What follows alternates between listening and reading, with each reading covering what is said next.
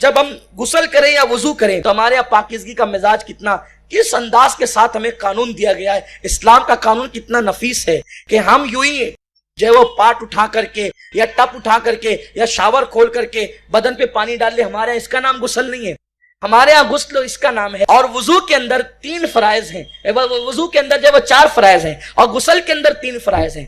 تو جو غسل میں 3 فرائض ہے اس میں سے ایک یہ ہے کلی کرنا، ناک میں پانی ڈالنا اور پورے بدن پر پانی بہانا، یہ غسل کے 3 فرائض ہیں۔ اور جو ہے وہ وضو کے 4 فرائض ہیں، چہرہ دھونا، ہاتھ دھونا، سر کا مسح کرنا اور پیر دھونا۔ لیکن اب آپ اندازہ فرمائیں، جب ہم ان فرائض تک پہنچتے ہیں اس سے پہلے ہم پانی کو ہاتھ دھوتے ہیں اور پانی کو ہاتھ میں لیتے ہیں اور ہاتھ میں لے کر کے ہم کلی کرتے ہیں اور ناک کی نرم ہڈی تک پانی چڑھاتے ہیں۔ غور فرمائیں، یہ وضو میں تو فرض نہیں ہے، لیکن فرض تک پہنچنے سے پہلے ہاتھ دھونا بھی ہے، کلی کرنا بھی ہے، ناک کی نرم ہڈی تک پانی چڑھانا بھی ہے۔ یعنی اسلام یہ کہتا ہے کہ پیارے جس پانی سے تو وضو کر رہا ہے وہ پانی بھی ایرا غیرہ نہیں چلے گا، بلکہ اس کی پاکیزگی بھی ایسی ہونی چاہیے کہ جب تو اس کو ہاتھ میں لے گا تو پتا چلے گا کہ اس پانی کا رنگ کیسا ہے۔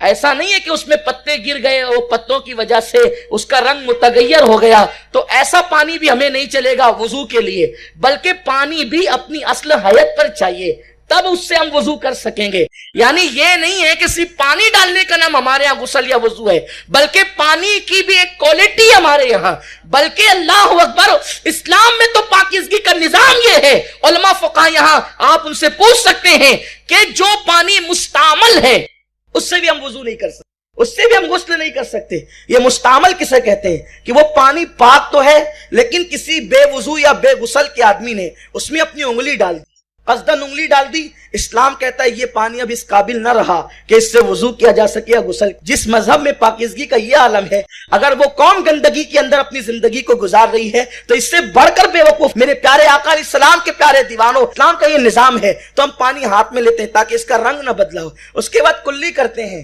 چلے رنگ تو اپنی اصل حالت پر ہے، لیکن ایسا تو نہیں کہ اس کے اندر کوئی ایسی چیز ڈال دی گئی ہو جس کی وجہ سے پانی کی لذت بدل گئی ہو۔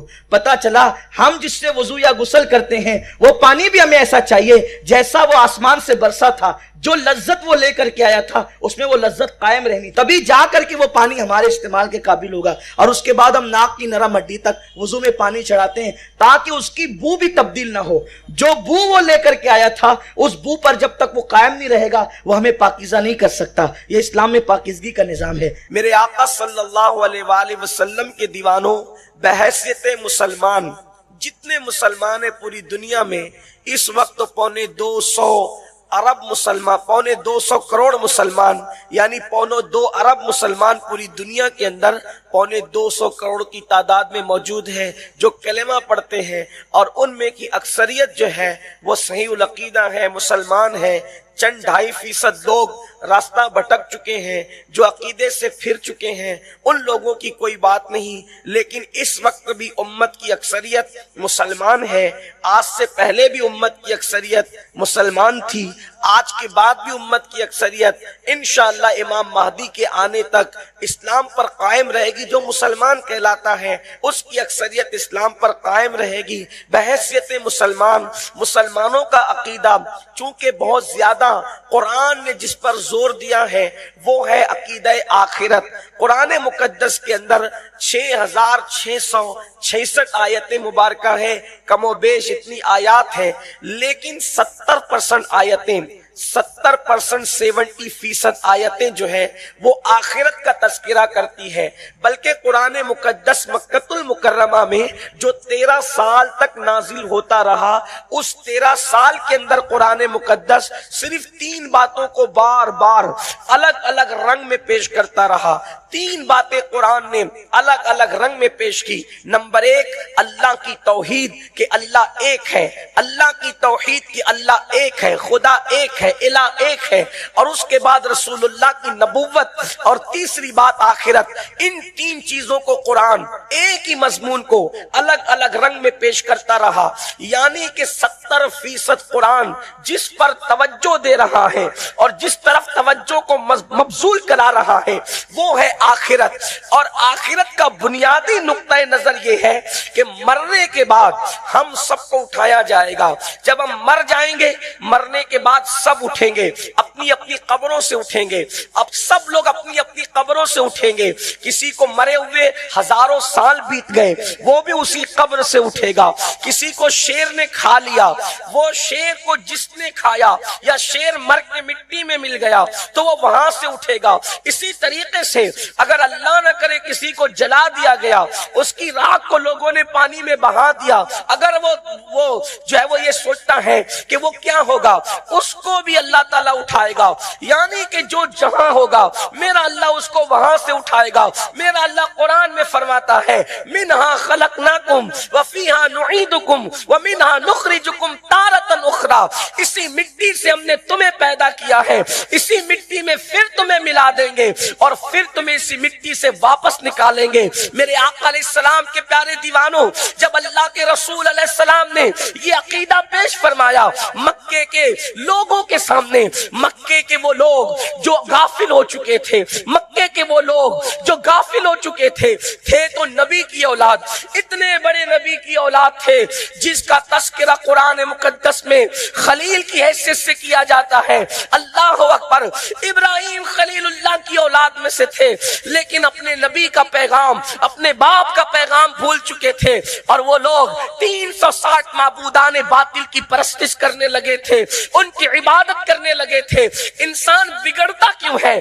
اس لیے کہ جب انسان کے دل سے آخرت کا تصور نکل جائے, انسان کے دل سے لیکن جیسے اس کی محبتوں کی انتہا نہیں ویسے اس کی غیرتوں کی انتہا نہیں.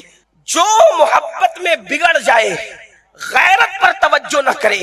محبتیں تو سنیوں نے بہت سن لی, آج میں اس کی غیرت پر بات کرنا چاہتا ہوں. بہت آپ کی توجہ. تو اللہ کی اس غیرت والے خدا کی عدالت, اس غیرت والے خدا کی عدالت. مکے کے کافروں نے ایک قبرستان سے ہڈی اٹھائی اور آ کر حضور کو بتاتے یہ ہڈیوں کو تم کہتے ہو یہ زندہ ہو جائے گی, یہ زندہ کیسے ہوگی؟ ہنسی اڑاتے تھے, مذاق اڑاتے تھے. حالانکہ وہ بتا چکا کئی بار کہ وہ کیسے زندہ کرے گا. اصحاب کہف کا واقعہ قرآن میں کیوں بیان کیا؟ 309 سال تک کہ ان کو سلا کر اللہ نے پھر ان کو اٹھایا. عزیر علیہ السلام کا واقعہ کیوں بیان کیا؟ عزیر علیہ السلام کا واقعہ کیوں بیان کیا؟ 100 سال تک سلا کر کے ان کو اٹھایا. اسی لیے دنیا میں ایک باپ بیٹا ایسا ہے کہ بیٹے کی عمر زیادہ ہے, باپ کی عمر کم ہے. عزیر کے بیٹے کی عمر حضرت عزیر سے زیادہ تھی. کیوں؟ اس لیے کہ ادھر بیٹا پروان چڑھتا رہا, ادھر عزیر سو گئے اور سوئے 100 سال تک سوتے رہے. واقعہ قرآن کا, میں واقعہ نہیں بیان کرتا, میرا اصل عنوان دوسرا ہے, لیکن آگئی بات تو آپ کے لیے بتا دوں.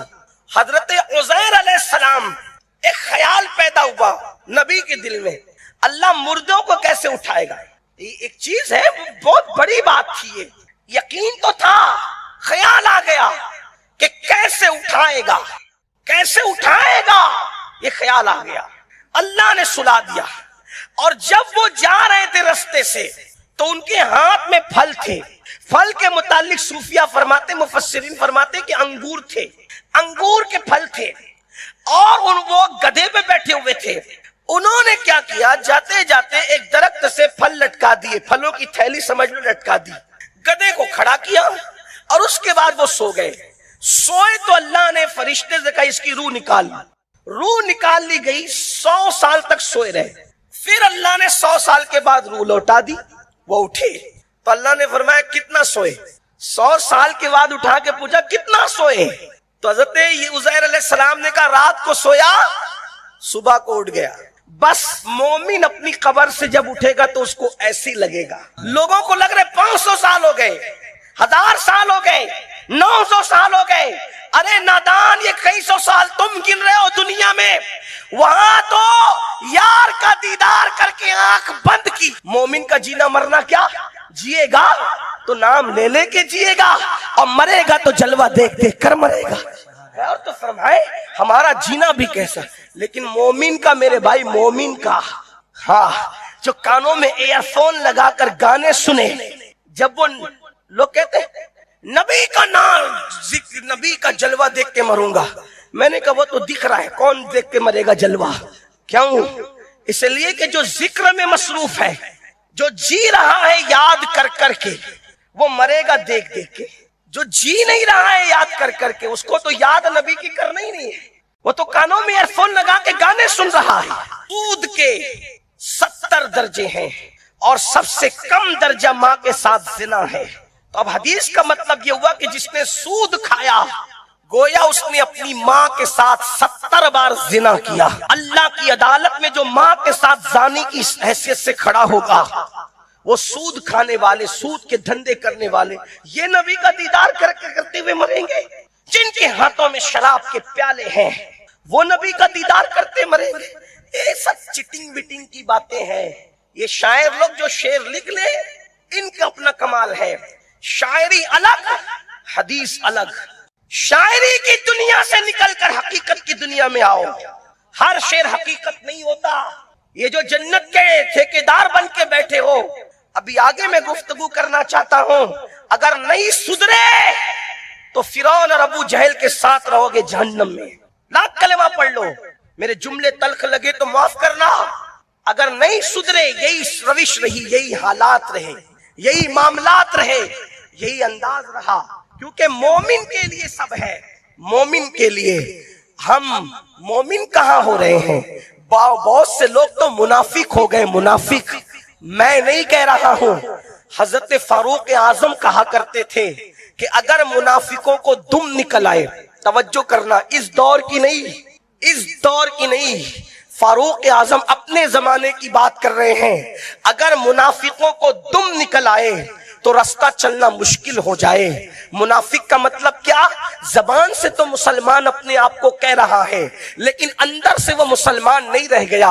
اب آپ کو میں پوچھتا ہوں، میں کوئی فتویٰ لگانے والا آدمی نہیں ہوں کیونکہ میں مفتی نہیں، میں تو صوفیاء کا، اولیاء کا، ان کے در کا سگے بے ہنر، لیکن ان کی بات آپ تک ضرور پہنچاؤں گا۔ اللہ کرے میدان کربلا میں آواز اس لیے لگائی جاتی ہے تاکہ کون حر ہے جو جہنم سے نکل کر جنت کی طرف آ جائے، تو اسی طرح ان جلسوں میں بھی حق کی آواز لگائی جاتی ہے۔ میں بھی نواگڑھ میں یہ کر سکتا ہوں کہ سنی جنتی تمہیں جنت مبارک ہو، سب غوث پاک کے جھنڈے کے نیچے رہیں گے، تو میں پوچھتا ہوں سود کھانے والا کیسے جھنڈے کے نیچے رہے گا؟ جو فجر میں بستر کے اندر نماز فجر چھوڑ دیتا ہے اور اس کے ماتھے پہ شکن نہیں آتا، وہ کیسے غوث پاک کے جھنڈے کے نیچے رہے گا؟ سنیو، جو تمہیں تھپکیاں دے کر جو بھی سلا رہا ہے وہ نیابت شیطان کا کام ادا کر رہا ہے۔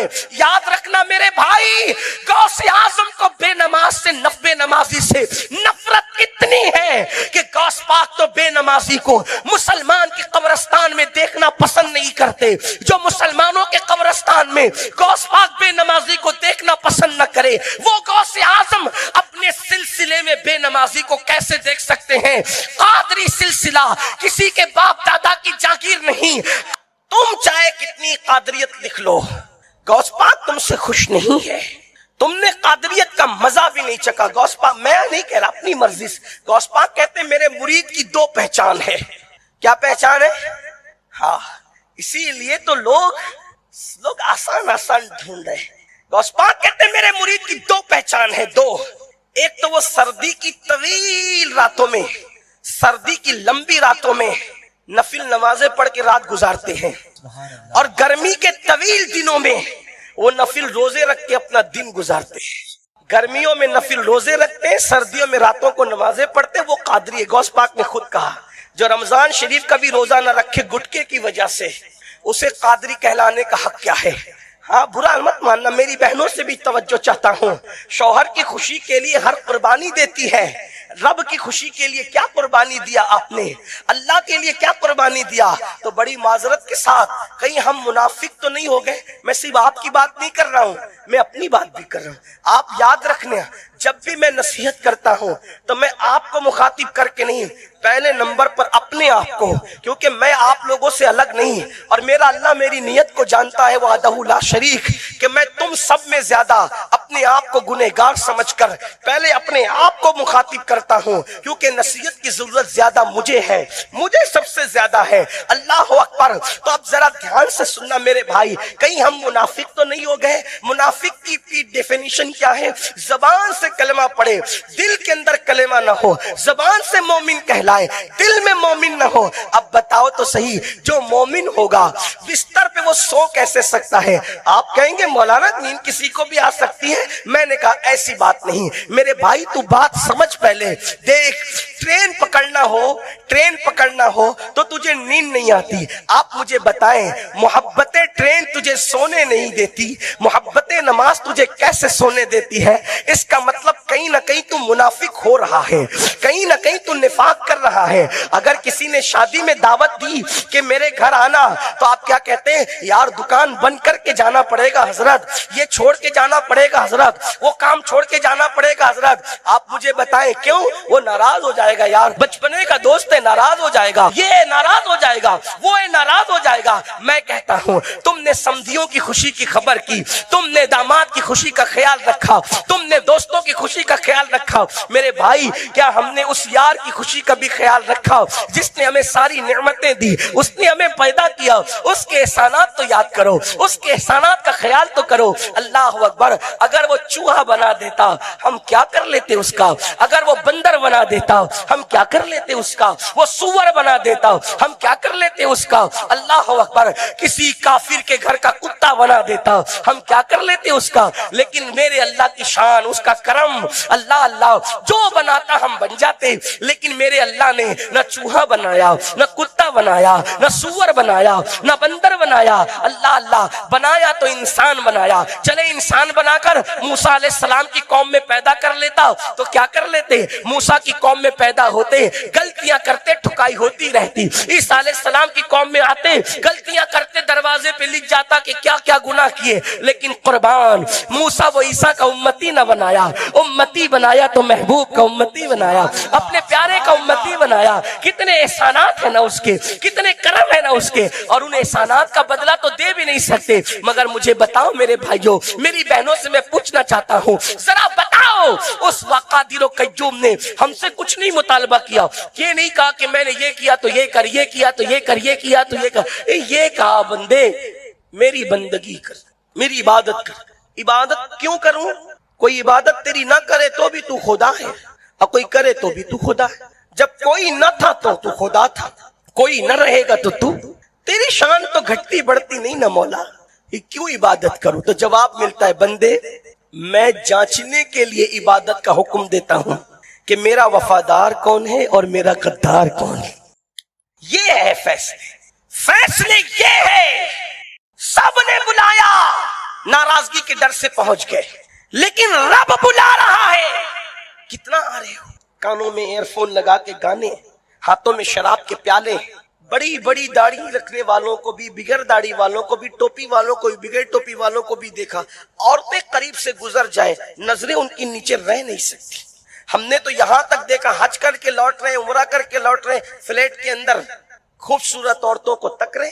کون سا یہ حج ہے؟ کون سا یہ عمرہ ہے؟ رمضان المبارک میں بھی فلم دیکھتے بیٹھے، کون سا یہ روزہ ہے؟ منافق تو نہیں ہو گئے کہیں؟ کبھی سوچو منافق جب زبان ان کے لیے ہے تو ان کا ذکر کیوں نہیں کرتے؟ غیبت کر رہے ہو، چغلی کر رہے ہو، گالی دے رہے ہو. حدیث پاک کا مفہوم ہے، غریب نواز فرماتے ہیں جو کسی مومن کو گالی دے گا مرتے وقت اس کی زبان پہ کلمہ نہیں آئے گا. گالی دینے والوں کی زبان پہ کلمہ نہیں آئے گا. تو اللہ اکبر. بات دور نکلی، عرض کر رہا تھا کہ حضرت مومن کی بس قبر کی پوری زندگی ہزاروں سال کی ایسی ہے. رات کو سویا، صبح کو اٹھے. کیسے رات کو سویا؟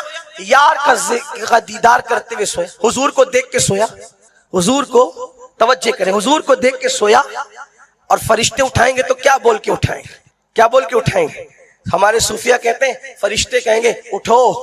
جس کو دیکھ کر سوئے تھے وہ پورے حسن کے ساتھ، وہ پورے حسن کے ساتھ، حسن کے جوبنوں کے ساتھ، اپنی رانائیوں کے ساتھ وہ جلوگر ہے. اب چل کر ایک بار اس کو اور دیکھ لو. اس مضمون کو پیر نصیر الدین نصیر اس طرح بیان کرتے ہیں: قبر کی نیند سے اٹھنا کوئی آسان نہ تھا، قبر کی نیند سے اٹھنا کوئی آسان نہ تھا. ہم تو محشر میں انہیں دیکھنے آئے ہوئے، ہم تو محشر میں انہیں دیکھنے. تو حضرت عزیر علیہ السلام نے کہا میں سویا، رات کو اٹھ گیا صبح. اللہ نے فرمایا نہیں، 100 سال تک تو سویا. میں 100 سال تک سویا. تب اللہ نے 2 چیزیں دکھائی. یہ بھی اللہ کی شان. قرآن نے دونوں کو بیان کیا. قرآن نے 2 چیز کہا. تیرا گدھا دیکھ. گدھے کو دیکھا تو اس کی ہڈی چمڑی سب پگھل چکا تھا، کچھ نشان بچے تھے. اور کہا تیرے پھل دیکھ. تو پھل صحیح سلامت تھے۔ اب یہاں ایک خاص بات ہے، گدھا پگھل گیا، مٹی میں مل گیا، اور پھل صحیح سلامت رہے۔ گدھا پگھل گیا، مٹی میں مل گیا، اور پھل صحیح سلامت، 100 سال کے بعد بھی تر و تازہ رہے۔ کیا پتا چلا؟ 3 چیزیں ہمارے سامنے، نبی، گدھا، پھل۔ ہم نبی تو بن نہیں سکتے۔ قرآن بتا رہا ہے اگر مر کے مٹی میں ملنا چاہتے ہو تو گدھوں کی طرح زندگی گزارو۔ اللہ نے دونوں چیزیں دکھا دی۔ بہرحال پھر عزیر علیہ السلام اپنے گھر گئے، اور پھر وہ سارا سا واقعہ جو آپ سنتے رہتے ہیں، تو اللہ نے جگہ جگہ بتایا کہ تم سب مرنے کے بعد اٹھائے جاؤ، مرنے کے بعد اب اپنا یقین ہے کہ مرنے کے بعد اٹھائے جائیں گے۔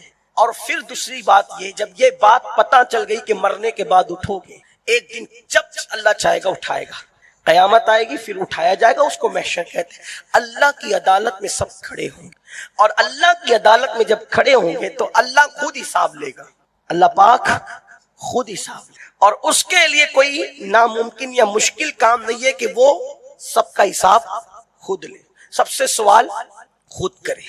یہ نہیں، وہ قادر ہے، اس کو اپنی طرح، جب نبی کو اپنی طرح پہ نہیں سوچنا چاہیے تو خدا کو اپنی طرح پہ کیسے سوچ سکتے ہیں؟ وہ سب کا حساب لے گا۔ اب یاد رکھنا، حساب کیا لے گا؟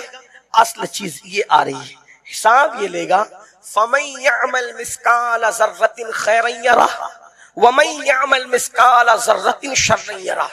ایک ذرے کے برابر نیکی کی ہوگی، اللہ اس کو بھی دکھائے گا۔ ایک ذرے کے برابر برائی کی ہوگی، اللہ اس کو بھی دکھائے گا۔